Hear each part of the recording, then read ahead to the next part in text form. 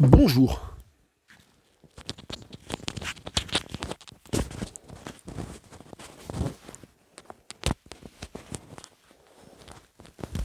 Je range mon bureau numéro 86. Et aujourd'hui, je vais essayer de continuer à apurer un peu la situation sur les livres qui se sont accumulés ces derniers temps et même ces derniers mois, mais en commençant... Alors je vais commencer par un livre que je viens de terminer, et puis ensuite je vais continuer avec des livres que j'ai lus il y a longtemps. Le livre que je viens de terminer, c'est celui-ci, Ilya Kaminsky, République sourde. Un livre publié aux éditions Bourgois en édition bilingue, traduction de Sabine Huynh, une traductrice que je vous conseille de suivre sur Twitter notamment. Voilà, elle a traduit récemment un volume Anne Sexton que je n'ai pas encore eu le temps de regarder en détail. Et Ilya Kaminsky, c'est un jeune poète, oui, enfin jeune, il a presque mon âge, donc est-ce qu'il est encore jeune? Non, je suppose que non.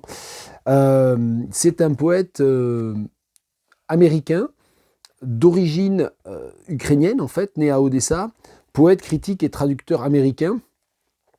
C'est son deuxième recueil seulement, puisque son premier recueil, Dancing in Odessa, qui a déjà 15 ans, voilà, je ne sais pas s'il a été traduit d'ailleurs en français ou pas. Et ce recueil, en fait, c'est à la fois un poème narratif, presque épique par moments, avec beaucoup de tonalités lyriques, et c'est presque aussi par moments une pièce de théâtre avec des personnages ou des voix différentes. Et c'est très certainement un livre qui pourrait être mis en voix. C'est un livre que j'ai beaucoup aimé, avec par moments le sentiment de ne pas totalement comprendre les détails du projet ou le lien entre les personnages des marionnettistes, la langue des signes, la langue des signes inventée par les habitants de la ville victime, en quelque sorte. Hein. Voilà, il y a des choses que je n'ai pas bien compris. Je pense que pour vous expliquer un peu de quoi ça parle, je vais lire la 4e de couverture. C'est mon habitude désormais, une habitude de paresseux. Lors d'une manifestation dans le village occupé de Vasenka, un jeune homme est abattu. Malédiction, sidération ou conséquence du coup de feu, toute la ville devient sourde. Sous la chape de silence qui s'abat sur eux, les habitants commencent à s'organiser, à coordonner leur résistance grâce à une langue des signes connue d'eux seuls. Et donc c'est en deux parties très inégales, puisque la deuxième partie commence avec, voilà, à l'acte 2, d'ailleurs ça s'appelle des actes, hein, donc vous voyez ce que je disais sur les espèces de circulation générique entre le poème, le récit, l'art dramatique, le théâtre. Oui, la deuxième partie, donc l'acte 2 fait à peu près 40 pages, alors que l'acte 1 en fait un peu plus de 70. Voilà, donc c'est pour donner une idée. Voilà, sachant qu'il y a 2 poèmes placés avant le début. Hein. Un poème qui s'appelle We lived happily during the war, nous vivions heureux pendant la guerre, et un Dramatis Personae. Hein. Donc là encore, on a la liste des personnages, qui est une sorte de poème aussi, mais qui est vraiment présenté comme une distribution en début de texte théâtral. Donc ça joue un peu sur tous ces codages-là. Ça n'est pas l'aspect, en l'occurrence, le plus intéressant. J'ai trouvé, la seule réserve que j'ai par rapport à ce livre, c'est que je trouve que ça fait un petit peu fabriqué par moments. L'idée est extrêmement originale, extrêmement intéressante, mais c'est un peu comme si c'était parfois un peu plaqué, ou comme si certains poèmes étaient un peu là pour combler les vides logiques. Bon, voilà, c'est quand même une réserve, mais peu importe. Je vais vous lire un poème qui s'appelle Before the War, We Made a Child. I kissed a woman whose freckles aroused the neighbors. She had a mole on her shoulder which she displayed like a medal for bravery. Her trembling lips meant, come to bed. Her hair water falling in the middle of the conversation meant, come to bed.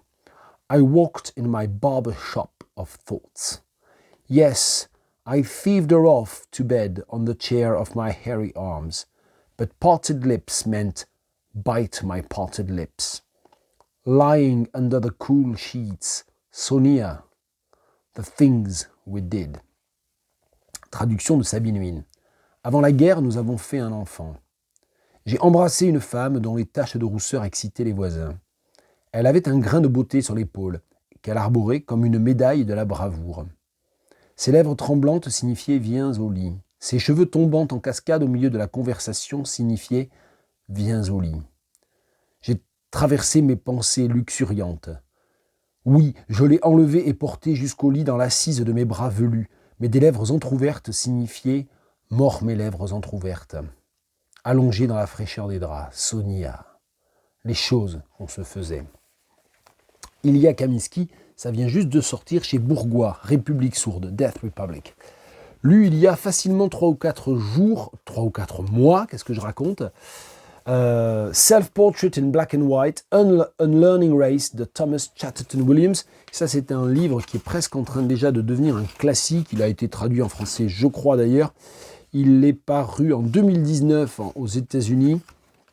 Et c'est un livre qui parle des questions, évidemment, de racisation, de lien entre race et classe sociale, privilège blanc et perception progressive de la racisation par quelqu'un qui se considère, qui justement ne se considérait pas comme noir ou qui a mis du temps à se considérer comme noir, et donc qui interroge la complexité des identités, hein, que l'on dit parfois biculturelles, bon voilà, ou métissage, pour prendre un concept, pour faire référence à un concept un peu plus ancien et un petit peu plus critiqué ou discutable. L'adjectif biculturel pose d'ailleurs un certain nombre de problèmes. C'est celui que j'ai utilisé dans ma traduction d'une histoire des Noirs d'Europe d'Olivet Otélé pour Double Heritage, et ça pose un certain nombre de problèmes. Il n'y a pas de solution vraiment simple à ces questions terminologiques. C'est en 3 parties, hein, bon, il y a un prologue, un épilogue, c'est en 3 parties, The View from Near and Far, Marrying Out a Self-Portrait of an Ex-Black Man, avec un titre évidemment un petit peu provocateur. Et il parle beaucoup de lui, en fait, c'est vraiment, hein, le titre c'est Self-Portrait in Black and White, c'est une autobiographie, mais c'est une autobiographie critique, une autobiographie de pensée, une autobiographie à travers le prisme d'un problème qui s'est posé à lui et qui voilà, est présenté non pas comme une fiction, non pas comme un cas particulier, mais en essayant de réfléchir à des généralisations à partir de son cas. Qu'est-ce que je peux lire ?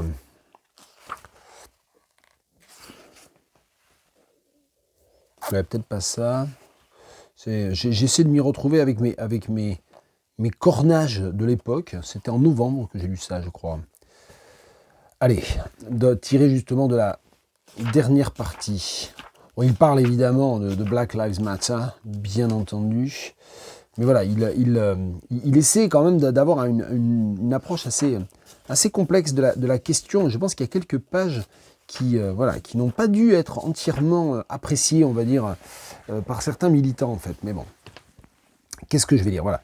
One of the saddest things I've realized while researching and writing about this topic over the past several years is that not everyone agrees that race is merely a social construct, not by a long shot. In the summer of 2017, while reporting on the influence of French and German thinkers on the American alt-right, I interviewed the virulently racist white nationalist Richard Spencer. He made it clear that he and those white supremacists who think along similar lines want nothing less than to reinvigorate the idea of biological race in the hearts and minds of everyday white Americans. I 100% believe that race has a biological physical component that is totally indispensable, he told me. As I have already noted, such thinking was indeed discredited in the liberal consensus following the Second World War. In the mainstream media and in academia, we have superficially at least accepted that race is a social construct, even if it is not a scientific reality. But on other social frequencies which do not function along the conventions of a graduate seminar, Spencer reiterated something I have long suspected, which is that many white people privately sense there is something genetic about race. They simply have learned not to say so openly to avoid being labeled racist. Et voilà, et ensuite il continue, donc c'est assez intéressant. Je pense que il faut, si on lit ce livre, voilà, qui est un petit peu quand même un livre de témoignage par quelqu'un qui est un journaliste installé en France en plus, donc il y a quand même une situation quand même très particulière, même s'il parle beaucoup de sa jeunesse, de son enfance aux États-Unis. Je pense qu'il faut lire ça alongside with, enfin avec en compagnie, ou lire ça avec, par exemple, le livre que j'avais beaucoup aimé, moi, de Sarah Mazouz, Race, aux éditions Anamosa, et dont j'avais parlé l'an dernier.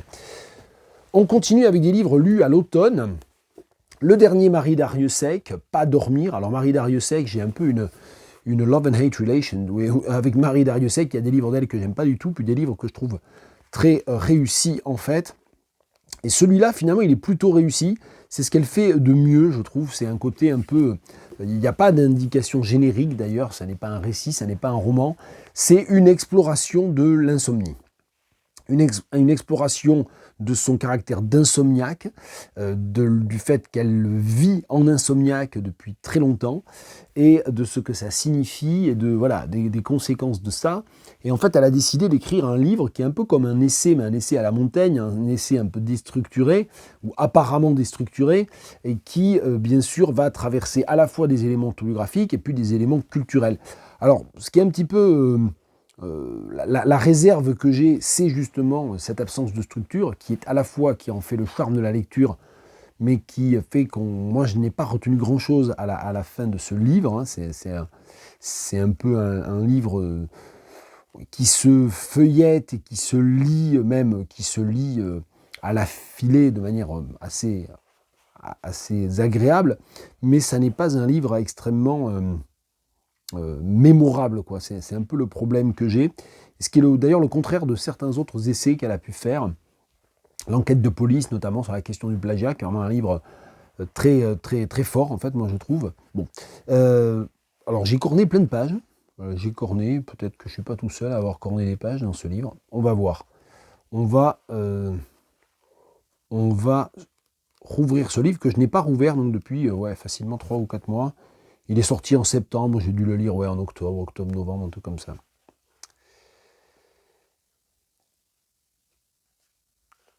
Dans la vie mode d'emploi, toujours Pérec, c'est un certain Léon Marcia qui se coltine la liturgie de l'insomnie. Pendant des heures et des heures, le vieil homme fait les 100 pas dans sa chambre, va dans la cuisine prendre un verre de lait dans le réfrigérateur ou dans la salle de bain pour se passer de l'eau sur le visage ou met en marche la radio et écoute, tout bas, mais encore trop fort pour ses voisins, des programmes crachotants venus du bout du monde. Il s'agite au point que son fils doit couvrir de plaques de liège la cloison mitoyenne. Bon. Il y a beaucoup de photos aussi, hein. Elle photographie, elle voyage énormément, elle raconte comment elle a dormi dans un certain nombre d'hôtels. Page 168. En 2014, j'étais parti d'un trait d'avion au point du départ du voyage, au Niger, confluence des voyageurs d'Afrique de l'Ouest pour traverser le Sahara, et aussi point de retour ou de non-retour, car c'était là qu'échouaient les refoulés de Libye et d'Algérie. Ceux-là, à Niamey, n'avaient rien. Pas de chambre, même pas de bâche, parfois du carton. Piégés dans la nasse du Niger, ils n'avaient pas les 50 €, 30 000 francs CFA, pour rentrer chez eux au Cameroun, au Ghana, en Côte d'Ivoire, dans tout ce golfe de Guinée si vert et luxuriant qui ne leur offrait pas d'avenir. Un toit au Niger coûte 3 000 francs la feuille de tôle d'1 mètre sur 2, on les donne en dot aux filles. Une nuit à mon hôtel coûtait l'équivalent de 10 feuilles de tôle, un toit complet ou le ticket pour le retour au pays. J'y séjournais dans un confort pour moi relatif, considérant avec réticence la baignoire contre laquelle poussait nuit après nuit, centimètre par centimètre, une termitière d'une belle couleur ocre, appuyée au carrelage. Il n'y a pas de photo de la termitière, ce qui est bien dommage. L'insomnie et les forêts, page 187. La forêt est devenue pendant la croissance du monde moderne le refuge et le repoussoir. C'est dans les bois qu'on s'échappe et c'est dans les bois qu'on se perd. La forêt est un monde de féerie et de danger, une clairière sans horaire, un labyrinthe. Et dans ce périple hors les murs, un autre sommeil nous attend peut-être, végétal. Le sommeil de l'arbre, nous le connaissons. Nous assistons enfants aux automnes, la sève descend, les feuilles tombent, nous les collectionnons, nous jouons dans les rondes de vent. Une enfance, 10 automnes.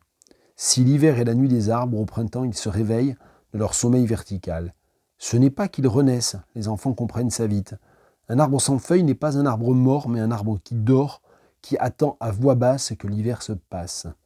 Dans les forêts équatoriales, les arbres sont insomniaques. Leurs feuilles poussent sans cesse et tombent quand elles fanent, toujours renaissance dans tout cet éveil vert. Nous déboisons ces forêts millénaires et l'insomnie s'étend. Les arbres la libèrent partout dans le monde, tel un gaz maléfique, et nous nous asphyxions. Une année, la journée d'un arbre. Les cercles de pousses, une nuit. Voilà, je ne vais pas lire d'autres extraits. Tiens, c'est juste pour montrer. Il y a des photos d'elle, photos un peu surprenantes. dérangeante ou amusante, ça dépend comment on choisit de la lire au moment où on la voit. Voilà, Pas dormir de Marie Darrieussecq, et c'était l'année dernière.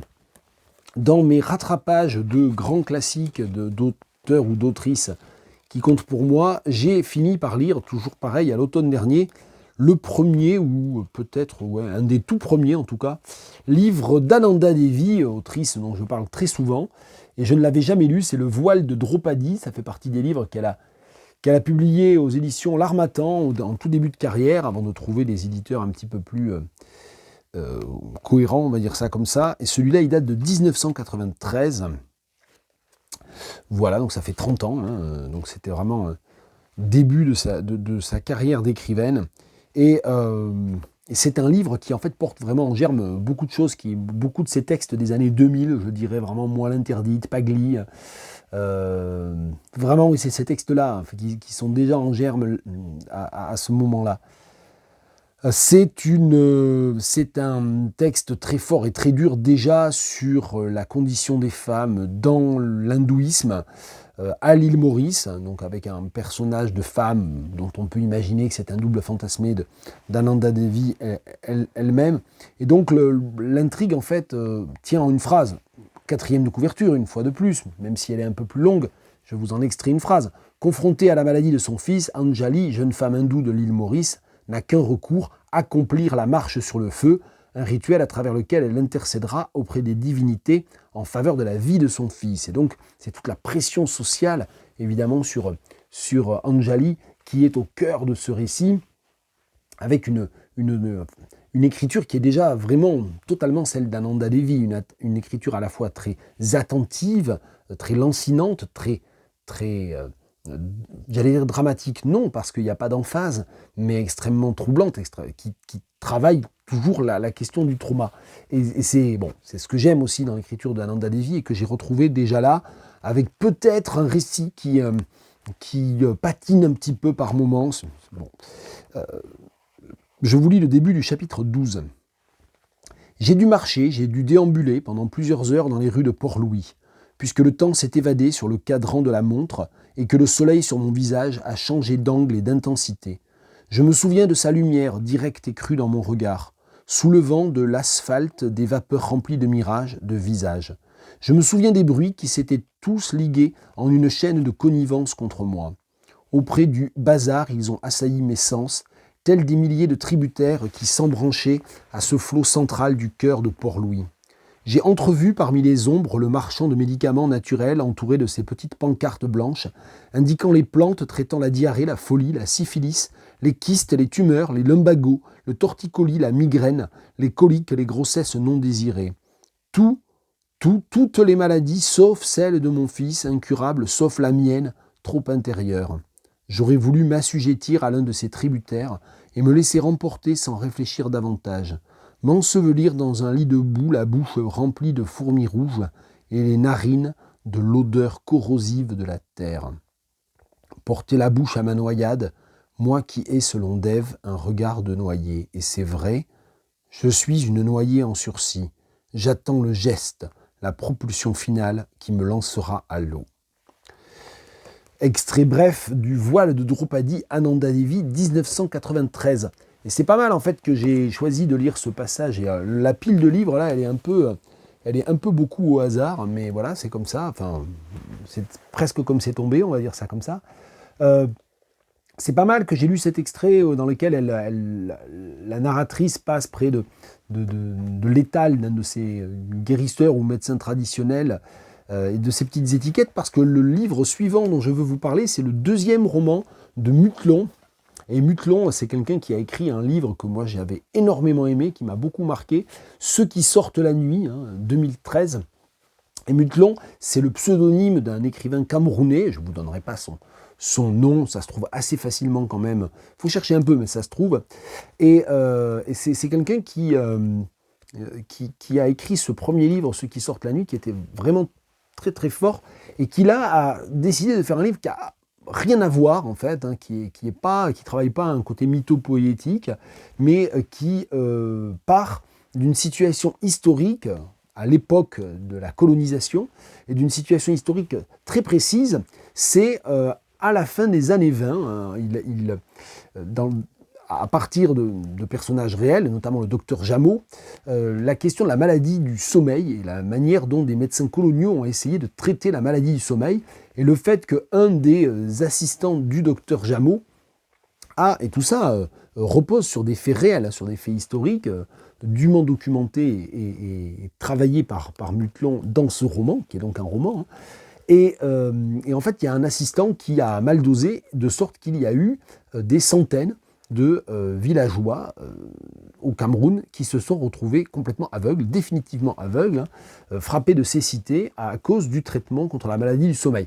Et Mutlon, il s'intéresse en fait à ce moment-là, à travers le personnage d'une jeune femme, médecin des colonies, qui vient de débarquer en Afrique, où elle n'a jamais été avant, qui s'appelle Damienne Bourdin.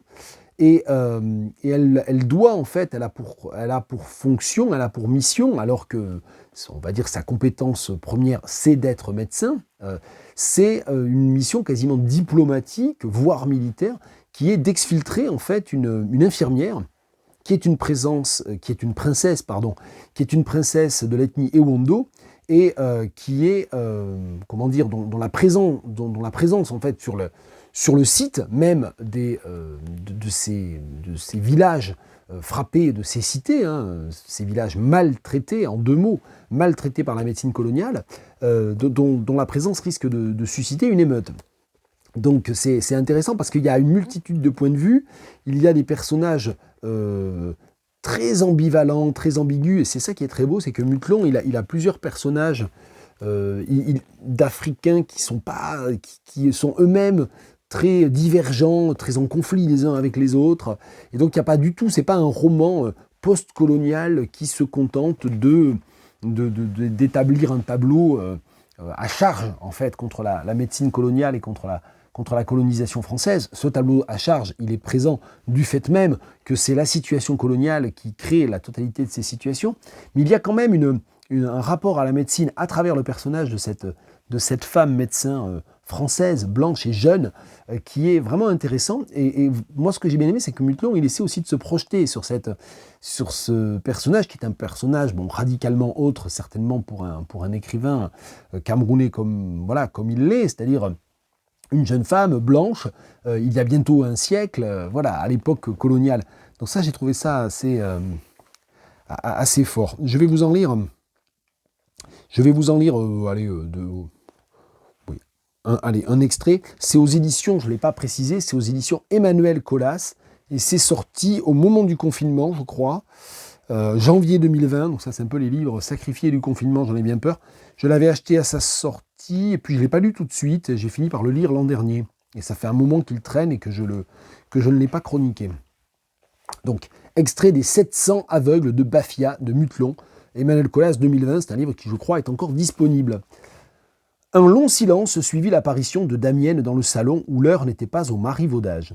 Des journées de pénurie avaient rendu secondaires les questions d'hygiène, mais les odeurs se sentaient moins que le découragement ambiant. On pouvait lire sur les visages mangés par la barbe le désespoir de mourir ou celui de mourir en Afrique.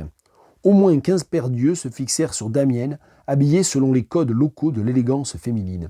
Sikini, avec laquelle elle s'était réconciliée, lui avait elle-même noué le pagne qu'elle lui avait prêté. Elle avait récupéré la robe et les bottes pour les laver. Un tohu-bohu éclata dehors et tous se détournèrent de la nouvelle venue pour courir aux fenêtres. Damienne s'approcha à son tour et regarda par les fentes. La cour était grande. Tout au fond, des indigènes en caleçon de peau gesticulaient à côté des restes de bûchers qui n'exhalaient plus qu'un mince lacet de fumée. Quelqu'un déclara que ces indigènes étaient 2 fois moins nombreux que ceux de la veille. Pour sa part, Damienne les trouva bien nombreux. C'était déprimant. Elle s'adossa contre un mur. Une nuit de repos avec le luxe d'un oreiller lui avait fait du bien. L'eau froide de son demi-seau avait remis de la cohérence dans ses idées. Damienne reconsidéra les faits et en vint à la conclusion que se préoccuper du sort d'une fille comme Edoa était une sottise qui lui avait déjà beaucoup coûté et qu'il y avait de l'urgence à se consacrer à ses propres malheurs. Un petit calcul qu'elle s'était échinée à refouler depuis son réveil s'imposa alors à elle. N'était-il pas évident que si le statu quo perdurait 5 jours de plus, les choses tourneraient à l'avantage de ceux qui étaient reclus dans la résidence de l'administrateur? Ces gens qui entouraient Damiens ne savaient pas que le chef Atangana avait accordé au docteur Jameau un délai qui courait encore sur 3 jours, ajouté aux 2 jours de marche nécessaires pour arriver à Bafia. 5 jours avant que le roi des Ewondo débarque à Bafia pour demander aux émeutiers des comptes sur sa nièce. Si Damiens devait s'en tenir au comportement qu'elle avait vu ces dernières heures, une telle rencontre ne pouvait produire que du grabuge, et pendant que tous ces indigènes seraient occupés à se battre entre eux, les Blancs pourraient tirer parti de la confusion pour s'échapper et alerter les autorités de Yaoundé. Comme cette idée, qui pouvait paraître cynique, lui parut du bon sens, Damiens leva les yeux à la recherche de l'administrateur Kournari. Il n'était pas là, elle se promit de lui révéler ces informations aussitôt qu'il réapparaîtrait. Je pourrais continuer, mais c'est pour montrer comment vraiment cette situation coloniale, cette situation conflictuelle, cette situation de possible émeute, finit par être vue par cette jeune femme médecin qui a des éléments d'empathie en fait avec un certain nombre des personnes qu'elle soigne et qu'elle rencontre, les Africains, finit par être vue sous un angle totalement cynique. Elle finit par le dire. Hein. Voilà, c'est une idée cynique, mais voilà, la priorité, c'est de se sauver, c'est de sauver sa peau. Donc, c'est un roman assez habile de ce point de vue-là. Bon, il y est question d'Atangana, d'ailleurs, ce que je n'avais pas précisé. Atangana, figure historique importante aussi au Cameroun, et dont il est question dans plusieurs, en partie dans la trilogie de Patrice Nganang. Si j'essaie d'alterner anglais et livre en anglais, livre en français, je peux vous parler de ce livre que j'avais lu à sa sortie et que j'ai relu parce que je dirige le travail d'une étudiante de première année de master sur Adichie, sur ce livre de Chimamanda Ngozi Adichie, Purple Hibiscus, l'hibiscus pourpre en français.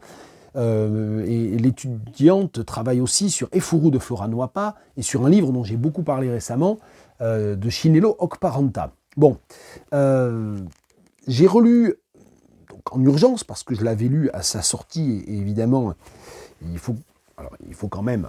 Alors évidemment, quand on dirige le travail de quelqu'un, c'est normal que les étudiants de master, encore plus de doctorat, connaissent mieux le sujet ou connaissent mieux les livres que vous-même. Ça, c'est relativement normal. C'est pas cette partie-là de notre travail qui est en cause. En revanche, voilà, il fallait quand même que je me rafraîchisse la mémoire, parce que mon étudiante va connaître ses œuvres plus en détail et mieux que moi, c'est à souhaiter, et ce sera le cas, mais il fallait quand même que je me rafraîchisse la mémoire. Donc j'ai dû le lire vers 2006, quelque chose comme ça, donc ça faisait 15 ans, donc je l'ai relu à Toussaint, je sais très bien où je l'ai lu en Irlande en fait, voilà, à la fin octobre, et ça m'a vraiment autant ébloui que la première fois, peut-être plus encore que la première fois.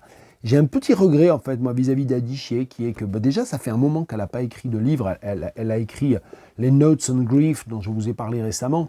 Mais, We Should All Be Feminists, dont je vous ai parlé récemment aussi.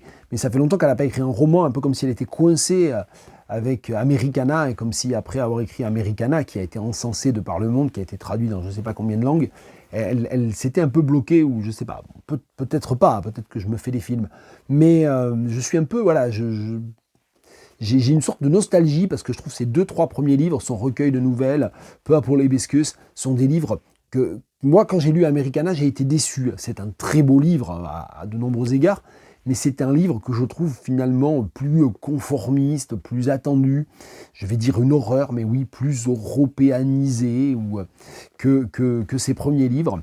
Et je trouve qu'il y a beaucoup plus de profondeur et même d'écriture même, d'élaboration et d'écriture dans les premiers livres que dans Americana. Et puis bon, depuis, on ne voit rien arriver, donc c'est quand même dommage, parce que c'est une immense écrivaine et on a envie de lire d'autres livres d'elle. Bon. Je raconte pas l'histoire, hein, ça se trouve partout. Vous avez compris hein, que si vous lisiez en anglais, Purple Hibiscus doit être assez haut sur votre liste, dans ma liste de recommandations. Et puis si vous ne le lisez pas en anglais, je ne sais pas ce que vaut la traduction, mais l'hibiscus pourpre, ça a été traduit. Je vais vous lire un extrait de la fin, sachant que c'est un roman qui parle évidemment de d'adolescence, oui, c'est une sorte de Bildungsroman de l'adolescence, c'est-à-dire ce sont les enfants, et ça tourne notamment autour d'une fille, hein, d'une adolescente, dans une famille extrêmement religieuse, dans laquelle le père, chrétien, ce sont des chrétiens, dans laquelle le père est une sorte de patriarche autocratique, violent, et quasiment fanatisé hein, par sa pratique du christianisme. Et grâce à une immersion de plus en plus importante dans une partie de la famille qui est en fait la tante paternelle, donc par ces contacts répétés et durables avec la tante paternelle, la jeune fille et son frère, en l'occurrence c'est son frère aîné, apprennent un certain nombre de choses. Ils apprennent notamment un certain nombre de choses sur leur culture. Donc c'est aussi un très beau livre sur l'aliénation intérieure, puisque tous ces personnages ont vécu et grandi au Nigeria et ne connaissent que le Nigeria, mais ça montre en quoi il y a une forme d'occidentalisation intérieure. Hein. Ça parle en fait des années 80, 90. Et ce qui est très intéressant en fait dans ce roman, c'est la façon dont, oui, cette occidentalisation de l'intérieur, c'est un peu celle que montre V.S. Naipaul dans The Mimic Man, hein, dans un certain nombre d'autres textes aussi. Mais voilà, c'est fait avec beaucoup de tendresse aussi, et c'est remarquablement écrit. Purple Hibiscus, j'en lis un extrait bref. Everything came tumbling down after Palm Sunday. Howling winds came with an angry rain, uprooting frangipani trees in the front yard. They lay on the lawn, their pink and white flowers grazing the grass, their roots waving lumpy soil in the air. The satellite dish on top of the garage came crashing down and launched on the driveway like a visiting alien spaceship. The door of my wardrobe dislodged completely. Sissy broke a full set of Mama's china. Even the silence that descended on the house was sudden, as though the old silence had broken and left us with the sharp pieces. When Mama asked Sissy to wipe the floor of the living room to make sure no dangerous pieces of figurines were left lying somewhere, she did not lower her voice to a whisper. She did not hide the tiny smile that drew lines at the edge of her mouth. She didn't sneak Jaja's food to his room, wrapped in cloth, so it would appear that she had simply brought his laundry in. She took him his food on a white tray with a matching plate. There was something hanging over all of us. Sometimes I wanted it all to be a dream, the missile flung at the etagere, the shattered figurines, the brittle air. It was too new, too foreign, and I did not know what to be or how to be. I walked to the bathroom and kitchen and dining room on tiptoe. At dinner, I kept my gaze fixed on the photo of grandfather, the one where he looked like a squat superhero in his Knights of St. Malumba cape and hood, until it was time to pray and I closed my eyes. Jaja did not come out of his room even though Papa asked him to.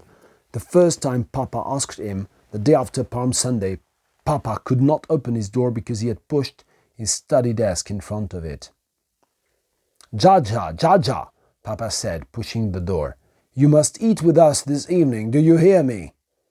But Jaja didn't come out of his room and Papa said nothing about it while we ate. He ate very little of his food but drank a lot of water, telling Mama to ask that girl to bring more bottles of water. The rashes on his face seemed to have become bigger and flatter, less defined, so that they made his face look even puffier. Je continue pas, mais c'est magnifique, et puis c'est tout ce moment de la cassure. Alors le livre de Adichie, Purple Hibiscus, il travaille ce motif de la brisure, là on l'a vu avec des objets aussi qui se brisent, mais aussi la question de la rupture, c'est des ruptures qui sont des ruptures narratives, avec les analepses et les prolepses, il y a évidemment cette notion d'avant et d'après, avec des événements très précis qui marquent très profondément cette famille, et qui sont des événements traumatisants, complexes, qui marquent aussi des ruptures à l'intérieur de la famille. Et tout ça, ça retravaille ce motif du Things Fall Apart. Le livre de Achebe, le grand classique d'Achebe, il est en filigrane partout, et il est même cité explicitement à plusieurs reprises par Adichie elle-même. Donc voilà, il y a vraiment ce motif. C'est dès la première phrase, en fait, je ne l'ai pas dit, mais la première phrase fait ce clin d'œil à, non pas à Yeats, puisque chinois Achebe lui-même, il a emprunté le titre Things Fall Apart à un poème de Yeats, The Second Coming, mais là directement à Achebe, Things started to fall apart at home when my brother Jaja did not go to communion. Et donc là, le passage que je vous ai lu, qui se trouve autour des pages 250, donc quasiment à la fin du roman, reprend ce qui a été annoncé dès la page 3, donc en effet de Prolepse, et le livre est extrêmement bien construit parce que ça fait jamais artificiel, justement, ça n'est pas du tout fabriqué, c'est vraiment amené de façon à annoncer les thèmes, à revenir en arrière, à raconter l'histoire, à revenir ensuite, à aller de l'avant. Enfin, c'est vraiment un roman magnifique. Bon, il faut oublier la citation de l'Observer que Harper Perennial, cette collection de poche, a mis en avant. An intoxicating story, j'ai jamais compris ce que ça voulait dire, that is at once distinctly feminine, non, c'est féministe peut-être, mais je vois pas féminin, African, bon, soit, and universal, évidemment, il faut que ça soit universel. Oh là là, quelle galère. Bien, peu importe. On continue avec le dernier livre de Bérengère Cournue, Élise sur les chemins, aux éditions du Tripode, publié en 2021. Ça aussi, ça fait partie des lectures de l'automne. Alors j'aurais adoré aimer ce livre, et ce livre, normalement, j'aurais dû l'adorer, pour deux raisons. D'abord parce que c'est un livre de Bérengère Cournue, et que De Pierre et d'Os est un livre remarquable, donc j'en avais parlé dans ces vidéos. J'essaierai de retrouver les références, si vous ne les retrouvez pas, réclamez-les-moi, que j'ai essayé de retrouver la vidéo. Puis j'avais aussi beaucoup aimé son premier livre, que j'ai lu récemment aussi, hein, Les Corcobaliseurs. Donc c'est vraiment une écrivaine que j'aime beaucoup. Et la deuxième raison pour laquelle j'aurais aimé ce livre, c'est que la fameuse Élise sur les chemins, c'est une sœur fictionnelle des frères Reclus, en fait, de la famille Reclus. Bon, c'est vrai que Élisée, Élie, Onésime, principalement Reclus, c'est quand même trois immenses figures intellectuelles donc, du 19e siècle. Et donc cette espèce d'idée de fictionnaliser, le fait que ce soit Bérengère Cournue qui veuille comme ça faire une sorte de fiction à partir de la famille Reclus, voilà, ça avait normalement tout pour me plaire. Et à l'arrivée, vous l'avez compris, hein, moi aussi je fais dans la prolepse ou dans l'annonce anticipée, c'est un peu décevant. C'est écrit en vers, mais c'est des vers libres, et je trouve qu'elle n'en fait pas grand-chose, donc c'est un récit en vers, mais un petit peu comme les livres comme ça en vers libres de Dany Laferrière. Ça implique un rythme, ça donne un rythme de lecture, ça n'est pas anodin, ça n'est pas indifférent, c'est pas exact, c'est pas du tout comme si c'était en prose narrative, hein, ça implique un regard et une diction très particulière, hein, un point de vue très particulier sur les personnages et sur l'histoire, mais bon, je trouve que c'est quand même pas extrêmement convaincant. Et puis voilà, j'ai trouvé l'histoire un peu, je sais pas, le côté un peu fantastique et ne m'a pas particulièrement attaché, je sais pas comment dire, accroché, voilà. Bon, je vais en lire un extrait parce que c'est quand même, voilà, c'est un livre de Bérengère Cournue, donc c'est quand même bien, mais c'est un peu déçu quand même. Je quitte le pré sans trop savoir où aller, puis jetant un dernier regard vers le sommet, je vois l'âne tourner la tête. Il me semble que son œil cligne. L'une de ses oreilles s'incline. Il me fait signe d'aller en biais. Et c'est ainsi que je tombe sur un joli village sans âge, où je croise 2 moutons égarés, 4 poules en liberté.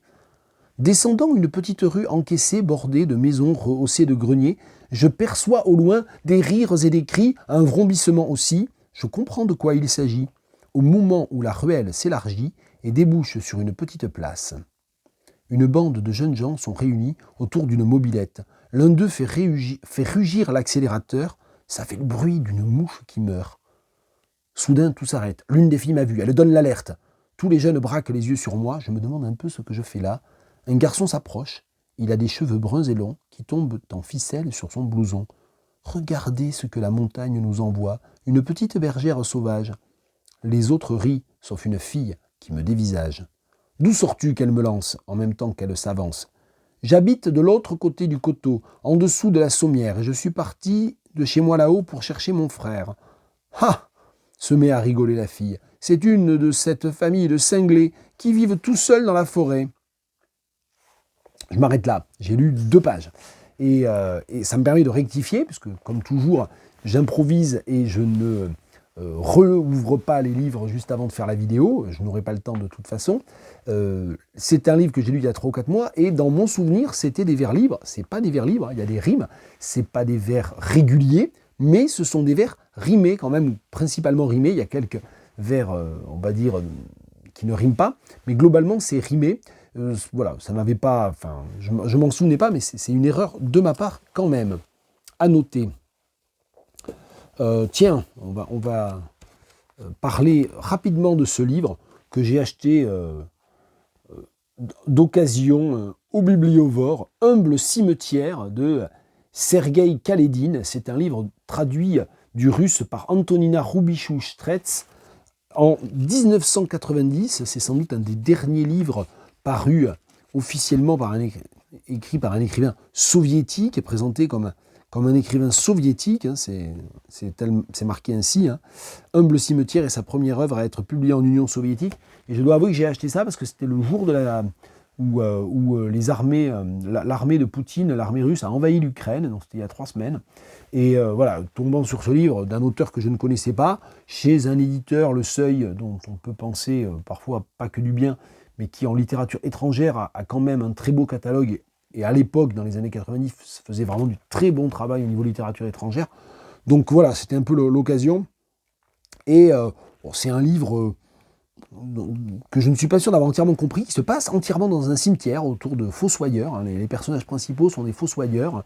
Ça raconte un peu leur vie de débrouille, de rapine, à tricher un petit peu avec les règles du parti aussi. Hein. Ça se passe évidemment en Union soviétique. Donc voilà, ça n'est pas très gai, mais il y a une sorte d'humour noir, et d'humour noir que je ne suis pas sûr d'avoir entièrement compris.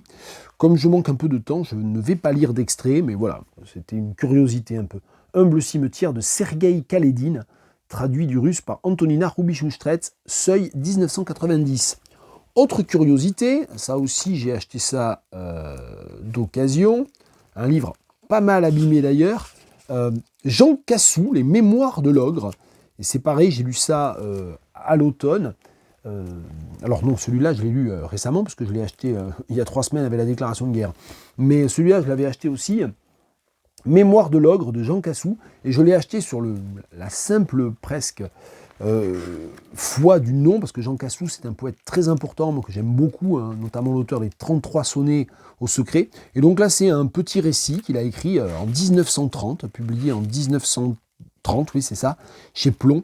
Et c'est en fait un conte symbolique qui raconte l'histoire d'un vrai ogre. Donc c'est très curieux. Alors c'est écrit dans un style narratif qui est assez symptomatique d'un très grand nombre d'œuvres du premier tiers du XXe siècle, et peut-être même encore plus précisément de l'entre-deux-guerres.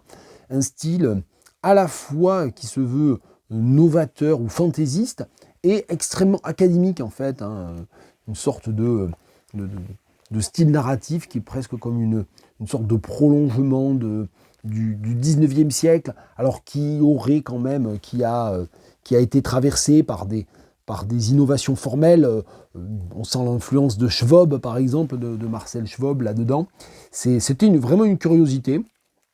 Et bien, comme pour le précédent, je ne vais pas en lire d'extrait, mais voilà, j'ignorais que Cassou avait écrit de la prose, et visiblement il en a écrit pas mal. Donc c'était l'occasion de découvrir Cassou autrement que comme un poète.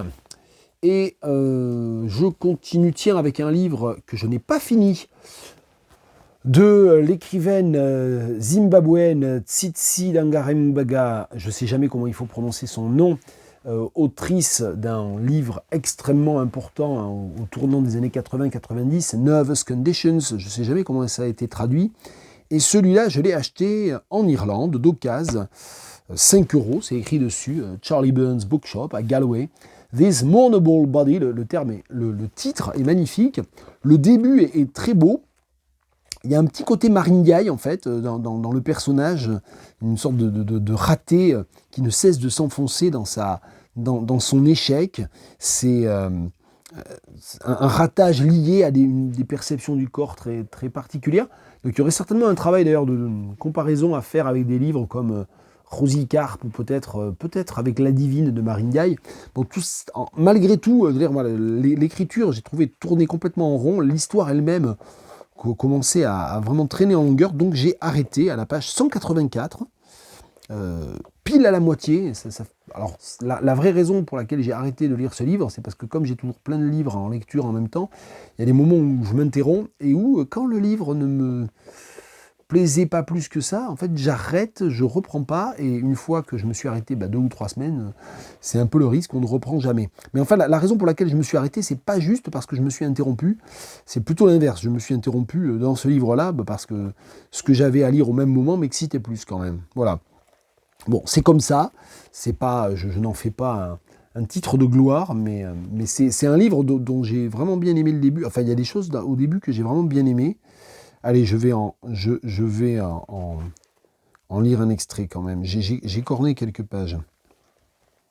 C'est un récit à la deuxième personne du singulier. Enfin, oui, du singulier. C'est un récit dans lequel le personnage principal est sans arrêt indiqué comme you.